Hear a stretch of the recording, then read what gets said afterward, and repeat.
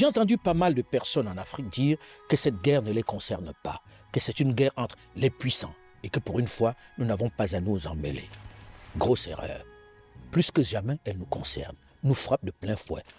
Certes, pour l'instant, les bombes ne tombent pas sur nos têtes, mais les conséquences sont déjà lourdes, très lourdes. Encore une fois, nous sommes les premières victimes collatérales. Cela s'explique par deux faiblesses essentielles.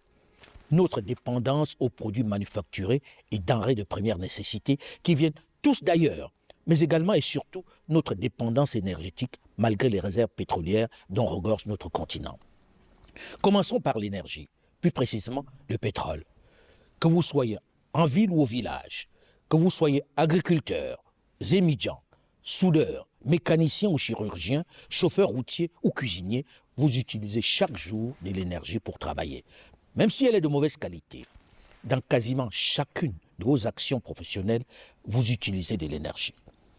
Les avions qui transportent les marchandises et les personnes tournent au pétrole. Les bateaux qui transportent les marchandises, les camions qui font vos déménagements, qui transportent de la nourriture que nous achetons sur nos marchés, les bus qui nous transportent, les motos dans nos villes, nos propres véhicules, notre électricité en grande partie. Tout cela fonctionne grâce au pétrole. Or, la guerre à laquelle on assiste est celle du pétrole.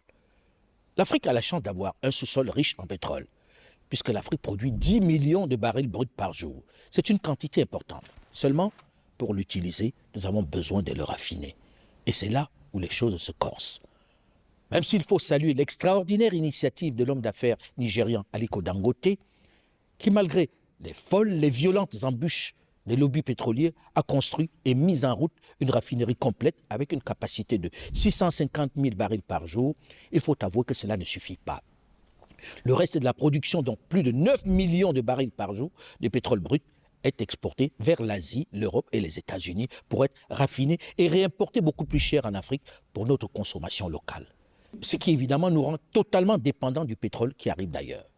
Et ce pétrole qui vient d'ailleurs, une bonne partie passe par ce bras de mer qu'on appelle le détroit d'Ormuz. Ce petit bras de mer de 23 km entre l'Iran et les Émirats. Cette bande d'eau coincée entre l'Iran et la péninsule arabique reliant le golfe Persique à l'océan Indien.